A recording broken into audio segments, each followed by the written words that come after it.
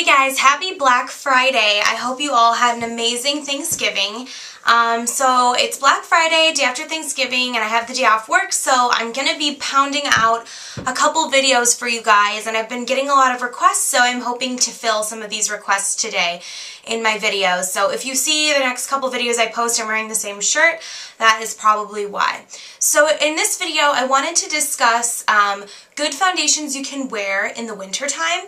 I know that it's kind of like the end of fall, we're getting into winter here, and if you live in a colder climate, you definitely can start to tell your skin is getting a lot drier and you can't maybe use the same foundations that you would have used in the summer or during the fall, especially for those of us that you already have, combination skin or dry skin, or even if you have oily skin, you kind of either have to alter your methods slightly to make sure you're still moisturizing the skin really well during the winter. There's nothing worse than having a face that just looks like cracked and dry and all that in the winter. So I just pulled out a few foundations from my collection that I think would be good to try during the winter. So this will just give you some good ideas of things you can maybe check out if you're looking for a new foundation. There are others that I've tried that I think are good that I'll mention in this video, but that I don't have product to show you right now. So, alright, I'm just going to go ahead and get started. The first two are drugstore foundations, and the first one I'm wearing today, which is the Maybelline Dream Smooth Mousse. This is pretty moisturizing and is really easy to apply. It comes in a little pan like this. It's kind of like a cream to powder. And I do have a review for this, so if you're interested, check this out. When I first got this, it was a little too oily for my liking because I got it in the summertime. But now that it's getting colder, I've found that it lasts a lot longer when you have drier skin. And it just works a lot better when your skin is more on the dry side. So I definitely recommend checking out the Dream Smooth Mousse for a winter foundation. The next one isn't really formulated for either like an oily skin type or a dry skin type, and it's the Rimmel Lasting Finish. This is the 25-hour, and this one is sort of like a one-size-fits-all. It says it works on any kind of skin type, but I've found this is a little too moisturizing for my skin during the summer. I get a lot of shininess, a lot of like kind of that glistening effect, and in the winter it's super natural looking and really moisturizing, looks really awesome on my skin. So if you are, looking for a really, really affordable foundation that is also good for drier skin types in the winter, I would definitely suggest checking out the Rimmel Lasting Finish. This is like $7, I believe, and it's a really solid foundation. I'm going to be doing a review of this one soon, so stay tuned for that. The next three are higher end foundations, and the first one is Clinique Super Balanced Makeup. This one is kind of formulated for combination skin types, so anyone between combination dry to combination oily. And this is sort of works as a balancer, so it absorbs oil in places where needed and also moisturizes in places where needed. And I think this one's really good for winter because I know for me, I have combination skin, so there's certain areas that get really dry, like my chin area and sometimes in my cheek area. But then I am really oily in my forehead and my nose area still. So I like to use the Super Balance because it kind of just evens out my complexion really well. So if you're looking for a little bit of moisturization but you don't want it to be like too much, like too moisturizing, I would definitely check out the Super Balance liquid makeup. And they also have a powder form of this, it's like a mineral makeup. So you could also check out the powder form if you're not into liquid foundations.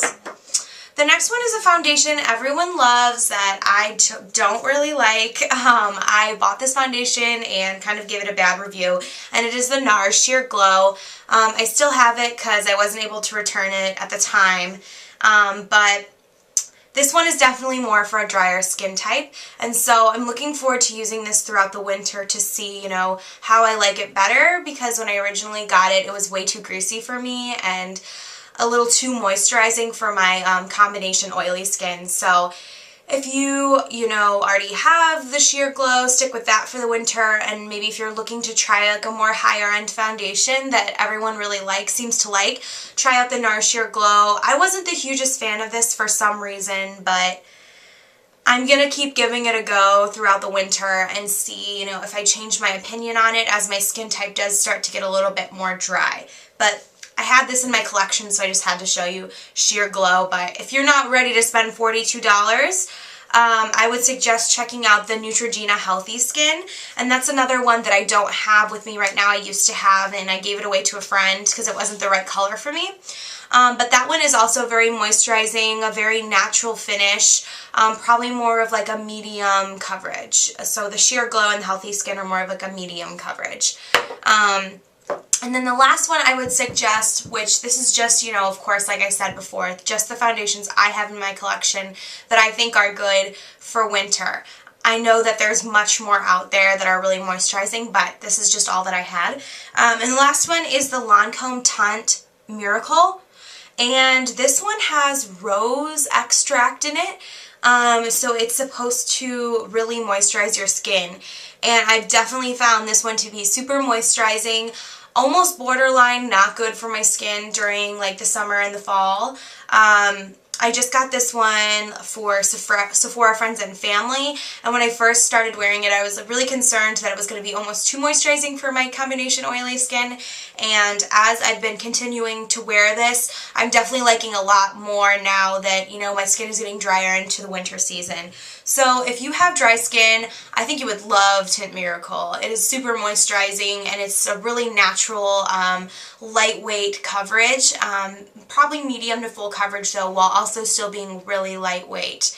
So I really have been liking the Tint Miracle, and this is another one that I have to review. The only other foundation that I've tried that is really good for dry skin that I don't have with me right now is the Clinique Moisture Surge. I would or maybe it's called Super Moisture. I can't remember if I think it's called Super Moisture. But it comes in like a squeezy tube, kind of like the Lasting Finish.